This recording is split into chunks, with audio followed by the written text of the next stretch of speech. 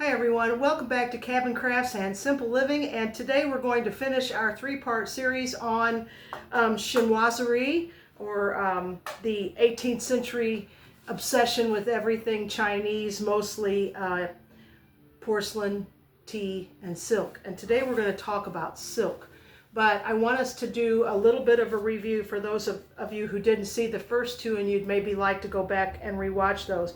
So chinoiserie is the French word for the 18th century fascination with of Europe with and the English colonies, the American English colonies, with manufactured goods from China, which were primarily porcelain, like this beautiful ginger jar here, and we've got, you know, cups and saucers and teapots, and the blue and white was really popular in 18th century America. And the demand for porcelain with the wealthy and middle upper class was very high, at an all-time high during the colonial period, during the 18th century in America. And the gentry, which was the well-to-do at that time, plantation owners and merchant class that were wealthy, were literally ordering tons of Chinese porcelain dishes. I read to you last time Washington's inventory of porcelain. He ordered 9 times porcelain sets. Tea sets were a big deal, and that even had a social influence on colonial America. Women started having tea time and having delicacies and parties with their to show off their beautiful tea sets and furniture. Tea tables, the beautiful mahogany tea tables that have those pretty crinkled edges, which is called a pie crust tea table. That even influenced furniture making. I didn't even include lacquerware, which was also a big thing. And they would even go heavily in debt for these things.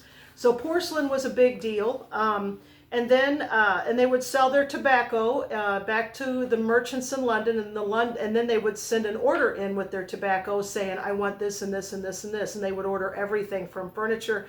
Washington even ordered a new carriage from London with his tobacco. So they would sell their tobacco and get goods in return. And a lot of it was Chinese influence. But they got to the point where they were heavily in debt because of the goods and things that they wanted. So that was porcelain. Then we went on to learn about tea and how tea influenced early America, and even 17th century people started, their servants would drink tea. They noticed they were peppier, they worked harder, and it was the caffeine. They didn't realize that. But I have a set that I sell here in the store by Oliver Pluff. This is, and I used to be a sales rep for Oliver Pluff Tea Company, so I know how good it is. But this is a sample set, beautiful glass beakers set in cherry wood, I believe it is, of the 5 different teas that went overboard in the Boston Tea Party on December 16th, 1773. And we have Colonial Boohee, which is this can here. This is a smoky black tea that's smoked over hardwoods. Lapsang Souchong, which is also a smoky tea but smoked over pine. Then we have 2 green teas, Young Hyson and Singlo. That's the 2 here in the middle. Green tea, it's very good for you too. Young Hyson was Thomas Jefferson's personal favorite. And then on the very end we have Kongu, which this was a very, very rich black tea that was earlier only drank by the emperors of China. It was that good. So the only one I don't carry is Kongu and Singlo. I don't have those 2 in stock, but the other 3 I sell, and I sell this set, this nice set. So if you want to use this as an educational tool to teach kids about what went overboard at the Boston Tea Party, it was these 5 teas, and this one, Colonial Boohee, was number 1. More chest of Boohee went overboard than all the other teas combined. I believe it was like 240 chests. Several $1,000,000 at the time, which would be a lot of money today.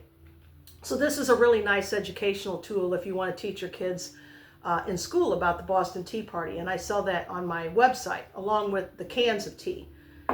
Then we realized that sparked a revolution, because at the time the English government had to bail out the British East India Tea Company, and like I told you in the last session, they wanted the American colonies to buy only British East India tea. They put a monopoly on the tea.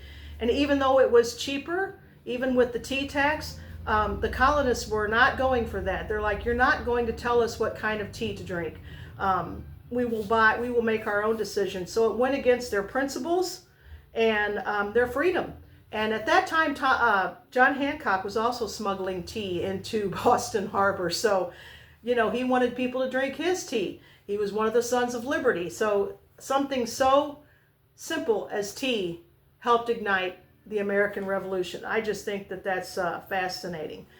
So after that happened, the British closed the port of Boston, so nothing could come in, nothing could go out, and that started the Non-Importation Acts that the colonies were boycotting all British goods. So that was the tea. Now today we're going to talk about silk. And silk, of course, had a huge influence on fashion in Europe and the American colonies and throughout the world. And so I thought I would give you a little history on silk. This just feels divine. Oh my gosh, I can't imagine getting to wear that every day. But silk had a huge impact on fashion in the world. And again, the very wealthy and the upper middle class could have the finest Asian silk for their court gowns and even men's suits. So if you Google 18th century men's silk suits, I mean, you'll see, especially like, you know, in France, Louis XVI, that time period, Marie Antoinette, the men's waistcoats, outer coats, and trousers were even silk. And then they would be heavily embroidered, just like the women's gowns. Absolutely gorgeous. The historical evidence confirms that the history of silk is very early. The first appearance of silk can date back over 8,500 years. And there was an excavation at Jiahu, China. I hope I'm saying that right. And evidence shows that traces of prehistoric silk fibrin, weaving tools, and bone needles were found in this tomb. This evidence suggests the early textile making skills in the Neolithic age. If you can imagine that. Silk is resistant to soil, mildew, and moths due to its unique properties, and all this superiority contributes to the vogue of silk throughout its long history. The secret of China's silk production lies in the cultivation of indigenous silk moths and the Bombyx mori moth, and it produces a specific cocoon, and the cocoon is what you're using to make silk. And it believed to originate from Bombyx mandarin in China, only grows in China. These silkworms produce smoother, finer, and rounder filaments. And the filaments to silk are very, very fine. Again, I've told you about the fellow I like to watch on YouTube. His name is Shanbai. That's the name of his channel. He's a Chinese gentleman that does all of these ancient Chinese crafts. And he shows you how to make silk from the cocoons of these moths from start to finish. It's unbelievable, and it's fascinating to watch, and I encourage you to watch that. These Mori silkworms can make a long, continuous, and stronger thread than other silk moss species. I have a mulberry tree growing across the street up here at my shop, and it's just been an aggravation because it's full of mulberries. The birds eat it, and there's mulberry droppings everywhere. I haven't seen any cocoons in there, unfortunately. China has dominated the silk production for 1,000 years or so, and to keep this secret tight, the government in China had a series of harsh laws. For example, those who attempted to export their silkworms or eggs would be condemned to death. And that's almost as bad as the tea secret. They kept that a secret a long time too. Europe started its silk history in 552 AD. Two Nestorian church monks smuggled silk moth eggs to Constantinople. And so that hatched into larvae and became the ancestor silk moths of the Byzantine Empire's silk industry. So from two little smuggled moths, silk moths, came the Byzantine silk industry. And then for natural and cultural reasons, Italy became the highest producer of silk in the 13th century. Now the 13th century is the 1200s, and that's when Marco Polo was making his travels throughout Asia, so that's kind of interesting to me. The climate in southern Italy was very suitable for the planting and growth of mulberry trees, making the conditions for cultivating silkworms very good. So at the same time, the development of commerce and trade promoted Italy's silk business. So again, like I said, Marco Polo is traveling with his father and his uncle at that time, and they were merchants. So I kind of wonder if Italy's silk trade had to do with those travels. France in the 15th century, 15th and 16th century, captured dominance from Italy in the silk trade, but wars and economic decline and changes in trade routes, the silk production and dominance went back to China once again. So China really dominated the silk industry throughout history, and I think still does today. I looked into Spitalfields silk in England, because Spitalfields at the time of Queen Victoria, they produced her wedding dress, and they were doing the Spitalfield silk was famous at that time, but they were not producing silk, they were importing it and weaving it. They were famous silk weavers. So Spitalfield silk was a silk weaving industry, not a silk producing industry. And then we're going to go to Christopher Columbus, because Christopher Columbus was looking for an alternate trade route to China for silk and spices. And because in 1453, the Ottoman Empire, which was dominating a lot of the Silk Road, shut it down, and they were trying to suffocate Europe's trade. And so that's what prompted Columbus and other explorers to try to find an alternate route to China instead of going on the Silk Road. And there's actually a show on History Hit channel. I don't know if some of you might subscribe to that. I love it. It's called History Hit. I think I pay $7.99 a month to stream that. But there is an interesting documentary called The Silk Road, and that's another fun show to watch, the documentary on the Silk Road. But they were trying to find a way around the Muslim Ottoman Empire that dominated and closed the Silk Road. So he decided to head east by sailing west. At that time, Europeans and others did not know that there were two huge continents in the way between Europe and China, which was North and South America. So that's why Christopher Columbus is credited with discovering America. He landed on the little outer islands in the Bahamas. And so he stumbled basically into that, and there was these two continents in the way. So anyway, back to silk in colonial America. So I found a beautiful portrait by John Singleton Copley. He was an 18th century painter, and I hope you can see this portrait. This is Nicholas Boylston. He's an American wealthy man here in 1769, so this is before the Revolution, and he is wearing a completely silk hanfu.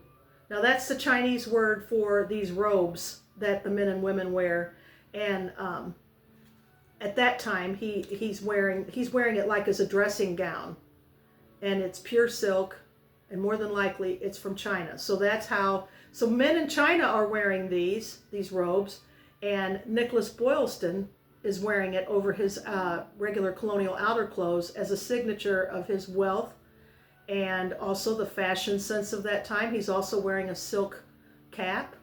I believe this gown that he's wearing in America was called a banyan, but I'm not 100% sure on that. I should have looked it up. But beautiful brown silk and floor length. I mean, that thing is gorgeous. So this was painted in 1769 by John Singleton Copley, one of America's famous portrait painters. So I thought that was cool. So that's an example of 18th century silk in America. Now the other thing that I found was interesting, because the Qing dynasty, and that's spelled Qing, was dominant in at the time from 1636 to 1912. That's the Qing dynasty, and The Last Emperor is another cool movie to watch whenever you get the chance. So I think his name was Emperor Puyi. He was the last Chinese emperor. But I was looking through the fashions of the Qing dynasty, and I came across this. Now this is a woman's hanfu. This is pure silk, heavily embroidered. And I looked at that and I'm like, I'm wearing that. That's what I'm wearing. I'm wearing a Colonial short gown. It's shaped like a T, like this, but mine's made of cotton and calico. And so I tried to dive into this, and I even asked AI. Yeah, we're starting to do that now.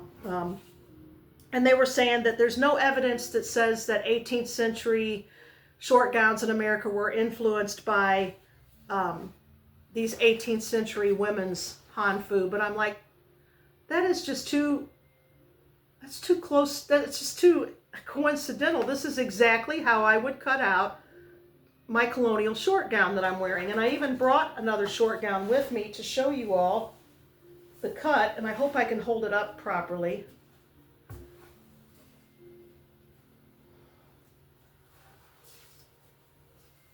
But this, let me get it straightened out here.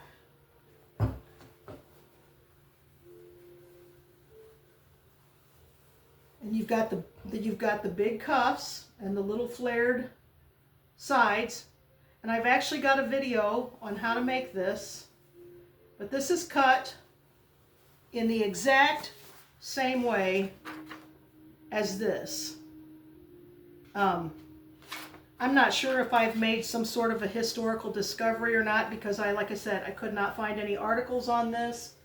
But I just think that that's crazy that that is exactly the time period. Here, let me fold it in half. It's even got the little flare at the skirt, so you can see it folded in half. And if I fold this in half,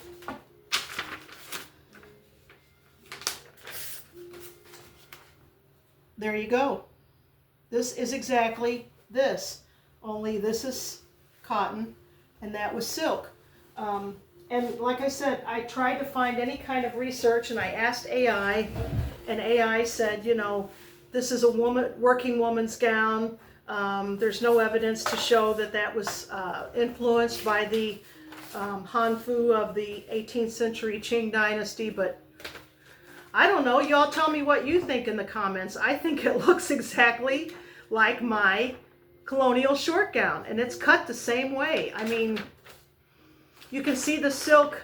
So in order to make this, to cut this, women didn't want to waste material, so this would have been folded over in half. Okay, so this was one long piece of material and folded over in half, and then the seams down the sides, and then you cut down the middle, and that's exactly what I'm wearing. So, you know, you tell me, maybe I made some sort of significant historical discovery. I doubt it, but, you know, and it's not going to make me wealthy. Oh, well. But anyway, I just thought that these were very, very cool pictures, and I wish I could show you all. I wish I could edit to put a picture within a picture so you could see it better, but I just think that this is incredible, especially this one, because I'm like, well, that's my short gown, only it's in cotton. And so anyway, I hope you all enjoyed this little three-part series on chinoiserie. We've got our lovely silk here. I would love to have, it's actually very cool too. It's so hot today here in southeast Missouri. Whenever I'm in the summertime and people ask me, when they hear me talk, where are you from? And I say, I'm from Missouri. Because Missouri is, especially here on the Mississippi River, is so hot and humid. And I've sweated all my makeup off today, just running around in the store with the air conditioner on. It's just 100% humidity. Welcome to the Upper South. So anyway, I hope you all enjoyed this these three videos on chinoiserie. And let me know in the comments what you think about this little short gown, because I just really think it has something to do with this. If it influenced this, why would it not influence this? This. So like I said, this is absolutely a T-shaped gown, cut exactly the same way. So anyway, I think I've made a great discovery. You all let me know. Thanks for watching. And also, if you want to purchase any of the tea, it is on my website. The website, I'll put it in the description, is www.scoshop.com. and that's shoppe.com. I'm also on Facebook. I'm also on Pinterest. I'm also on Instagram. So if you all want to follow me there, and if you're not subscribed, please like or subscribe. It really, really helps me out a lot. And thanks for watching, and I will see you next time. And hopefully we'll be getting back into dollhouse and colonial miniatures and vinegar painting and all that good stuff. So there's just too many things to do and not enough time. So again, I thank you all for watching. God bless, and have a great day.